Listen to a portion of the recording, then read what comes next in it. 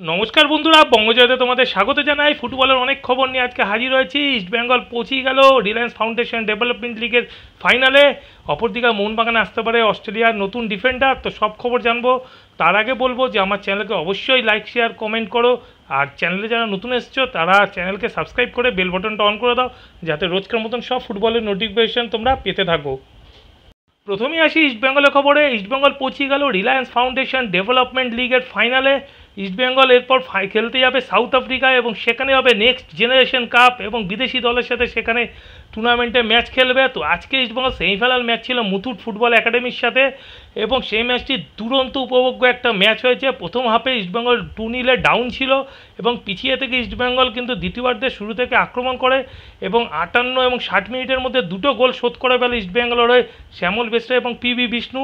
এরপর কিন্তু ইস্টবেঙ্গল আক্রমণ চালাতে থাকে এবং 78 মিনিটে ইস্টবেঙ্গলের সুমন দাস কিন্তু একটা দূরপাল্লার শটে ওয়ার্ল্ড ক্লাস একটা গোল করে ইস্টবেঙ্গলকে 3-2 গোলে এগিয়ে দেয় এবং এই খেলায় কিন্তু ইস্টবেঙ্গলের রাশ তখন হাতে ছিল। সেই সময় ইনজুরি টাইমে ইস্টবেঙ্গলের ডিফেন্সের ভুলে গোল শোধ করে চলে যায় মুথুট ফাউন্ডেশন এবং 3-3 করে ফেলে ম্যাচটা। দুরন্ত একটা ম্যাচ চলছিল, তারপরে ইস্টবেঙ্গল কিন্তু ইনজুরি টাইমে আক্রমণ করে একটা ইস্টবেঙ্গলের শট অল্পের জন্য লক্ষ্যভ্রষ্ট হয়, পোস্টের বাইরে দিয়ে চলে যায়। ম্যাচ এরপর ট্রাইব্রেকারে গড়ায় এবং সেখানেই বাজিমাত করে ইস্টবেঙ্গল। ট্রাইব্রেকারের প্রথম শটটি দক্ষতার সাথে রুখে দেয় ইস্টবেঙ্গল দলের গোলরক্ষক গৌরব সাউ। চতুর্থ শট মারতে গেলে ইস্টবেঙ্গলের শ্যামল বেসরার শট কিন্তু মুথুট ফুটবল একাডেমির গোলরক্ষক সেভ করে দেয় এবং সেই সময় কিন্তু ম্যাচ সমানে সমানে চলে আসে এবং শেষ শট ইস্টবেঙ্গল গোল করে লিড নিলে শেষ শটে কিন্তু মুথুট ফাইন্যান্সের ফুটবলার বাইরে মারে এবং ইস্টবেঙ্গল ম্যাচটি জিতে যায়। এবং এই ম্যাচে ইস্টবেঙ্গল কিন্তু একটা দুর্দান্ত ফুটবল নিদর্শন রেখেছে যে 2-0 গোলে ডাউন থেকে ম্যাচটা এইভাবে ফিরে আসে যায়, সেটা ইস্টবেঙ্গলের পক্ষে সম্ভব দেখিয়ে দিয়েছে।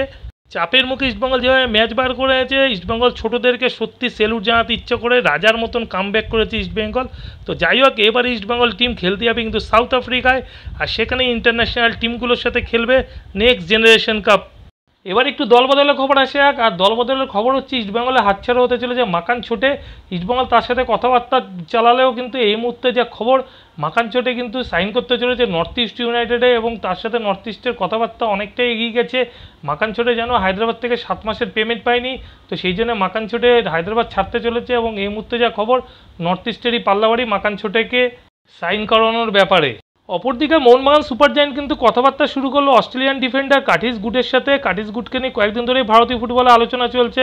তো সেই কার্টিস গুড এই মুহূর্তে মেলবোর্ন সিটি দলের হয়ে খেলে, তো তার সাথে কিন্তু কন্ট্রাক্ট 31 মে শেষ হয়ে যাচ্ছে মেলবোর্ন সিটির এবং তিনি ফ্রি ফুটবলার।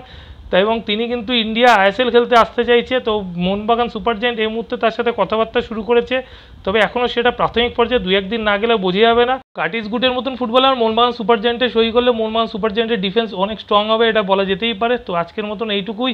আগের ফুটবলের খবর যারা মিস করে গেছো তাদের জন্য ডিসক্রিপশন বক্সে আগের ফুটবলের লিঙ্ক দেওয়া থাকবে, তোমরা লিঙ্ক ক্লিক করে আগের ফুটবলের সব খবর তোমরা দেখে নিও।